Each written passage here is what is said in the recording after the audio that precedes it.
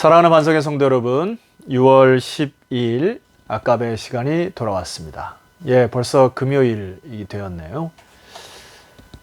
지금 여러분 함께 기도해야 할 제목은 수도권 일대에 다시금 이 바이러스가 퍼져서 참 여러 가지 힘든 가운데 있는데, 이럴수록에 우리 그리스도인들이 좀 더 삶을 정갈하게, 그리고 나라와 잘 협력하여 이 위기를 잘 극복하는 주님의 백성들 되기를 소망합니다. 어제에 이어서 오늘은 고린도서 7장 25절에서 40절까지의 말씀, 가정의 품격 두 번째로 말씀을 드리도록 하겠습니다. 여러 가지 많은 가정 안에 많은 문제가 있는데, 오늘은 처녀가 결혼을 하는가 말아야 되는가 이 부분하고 또 재혼의 문제를 조금 집중적으로 다뤄보고자 합니다. 먼저 처녀에 대한 바울의 의견의 제시입니다. 25절을 보니까 처녀에 대하여는 내가 주께 받은 계명이 없으되, 직접 주님으로부터 받은 말씀은 없지만은 원리를 잘 받아서 그 삶의 각 자리의 문화에 잘 적응해야 할 필요가 있다는 사도 바울의 각도를 여러분이 기억하실 필요가 있습니다. 그만큼 인간사가 굉장히 다사다난하고 복잡해요. 나라마다 또 문화마다 환경마다 다 다르기 때문에 모든 것들을 성경에 담을 수는 없죠. 그래서 성경의 원리, 주님이 말씀하신 원리를 잘 담아다가 사도 바울이 적용을 하는 부분입니다. 25절 하반절, 주의 자비하심을 받아서 충성스러운 자가 된 내가 의견을 말하노니.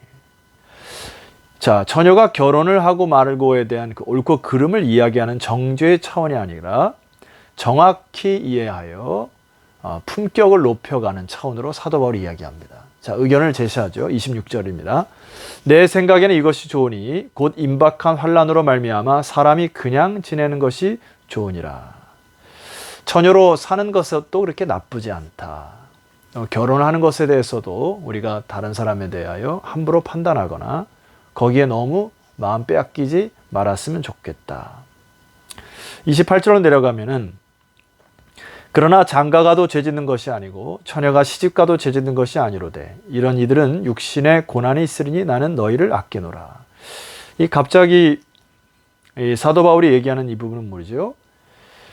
자, 이미 우리를 압박하는 일이 많은 이 시대에 여러분이 결혼하면 더 많은 스트레스를 받을 수 있기 때문에 가능하면 혼자 사는 것도 나쁘지 않다. 이것은 그때 당시에 고린도 지방의 상황을 염두에 둔 이야기임을 기억할 필요가 있습니다.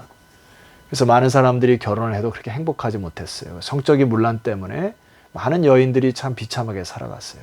그러니 처녀로 사는 것도 그리 나쁘지 않다고 권면을 하는 것이고, 여성 인권에 대해서 사도 바울이 존중하는 모습을 볼 수 있습니다. 자, 그러나 이제 결혼의 유무의 원리에 옳고 그름을 따지는 게 아니라고 말씀을 드렸죠. 그래서 그의 중심이 29절에서 31절까지의 말씀이 기록되어 있습니다. 제가 읽어드리도록 하겠습니다. 형제들아, 내가 이 말을 하노니 그때가 단축하여진 고로 이후로부터는 안에 있는 자들은 없는 자 같이 하며 우는 자들은 울지 않는 자 같이 하며 기쁜 자들은 기쁘지 않은 자 같이 하며 매매하는 자들은 없는 자 같이 하여 세상 물건을 쓰는 자들은 다 쓰지 못하는 자 같이 하라. 이 세상의 외형은 다 지나감이라. 여러분, 이 말씀을 조금 더 쉽게 풀어 쓴 성경을 읽어드리도록 하겠습니다. 친구 여러분, 나는 시간이 아주 중요하다는 점을 말씀드리고 싶습니다. 낭비할 시간이 없으니 여러분의 삶을 쓸데없이 복잡하게 만들지 마십시오. 결혼 생활이든 슬픈 일이나 기쁜 일을 만나든 무슨 일을 하든지 단순하게 사십시오. 자, 우리의 삶을 조금 단순하게 할 필요가 있다는 것입니다. 너무 많은 것들을 복잡하게 만들어버리게 되면 거기에 에너지를 다 빼앗길 수 있으니 단순하게 만들어라. 계속해서 쇼핑 같은 평범한 일을 할 때도 그렇게 하십시오. 세상이 여러분에게 억지로 떠맡기는 일은 가급적 삼가하십시오. 여러분도 보다시피 이 세상은 소멸해 가고 있습니다. 세상은 점점 사라져 없어져 갈 것이고 여러분의 인생도 점점 나이가 들어갈 것이고 주님 앞에 설 날이 가까울 것이므로 부르신 자의 뜻에 발을 맞춰 살아가는 삶의 지혜가 필요하다. 고린도 교회 안에 너무나 이 결혼 문제, 처녀 문제, 음행 문제, 재혼 문제 이런 것들이 너무나 복잡해서 할 일을 하지 못하고 너무 많은 것들의 에너지가 빼앗기는 것에 대한 사도 바울의 경고의 메시지입니다. 35절로 내려가 보시죠. 내가 이것을 말하면 너희의 유익을 위함이요 너희에게 올무를 놓으려 함이 아니니 오직 너희로 하여금 이치에 합당하게 하여 흐트러짐이 없이 주를 섬기게 하려 함이니라. 여기 마지막에 보니까 이치에 합당하게 하여 흐트러짐이 없이 주를 섬기게 하려 하는 것. 여러분 이것이 사도 바울의 중심임을 꼭 기억할 필요가 있습니다. 자, 재혼에 대한 부분도 간단히 좀 살펴보고자 합니다. 39절의 말씀 보니까 사도 바울의 관점입니다. 구약의 율법으로부터 시작해서 다양한 이 원리들이 있지만은 이건 사도 바울의 관점임을 기억할 필요가 있습니다. 자, 39절.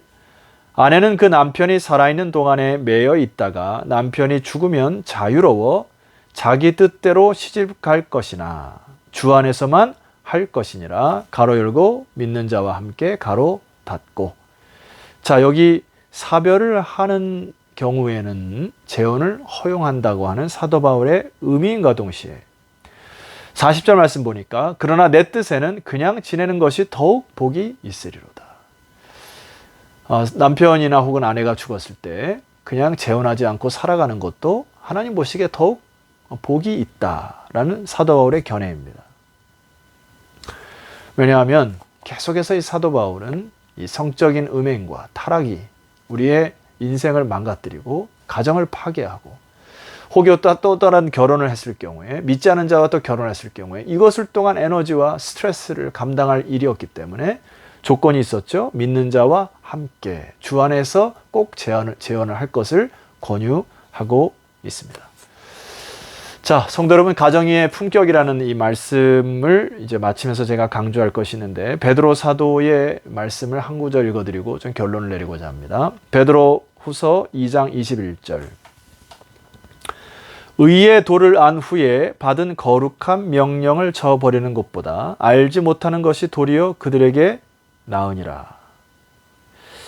여러분, 이게 알지 못하는 것, 지식이 없는 상황에서 그냥 죽어가는 것이 낫다는 의미가 아니죠. 자, 22절 말씀 보니까 참된 속담에 이르기를 개가 그 토하였던 것에 돌아가고 돼지가 씻었다가 더러운 구덩이에 돌아 누웠다는 말이 그들에게 응하였도다.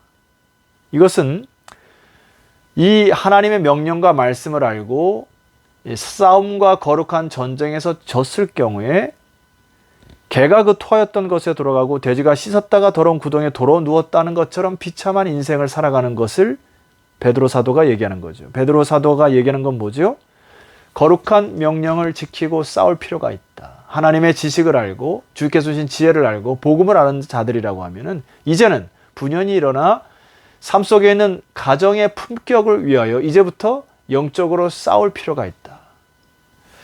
여러분, 출애굽을 한다고 해서 가나안 땅을 들어간다고 해서 그들에게 마치 천국이 이루어지는 것이 아님을 아시지 않습니까? 가나안 땅에 들어가도 또 가나안 칠족속을 몰아내야 하는 영적인 전투의 현장이 있습니다. 요즘에 우리가 주일날 살펴보는 에스라서를 통해서도 말입니다.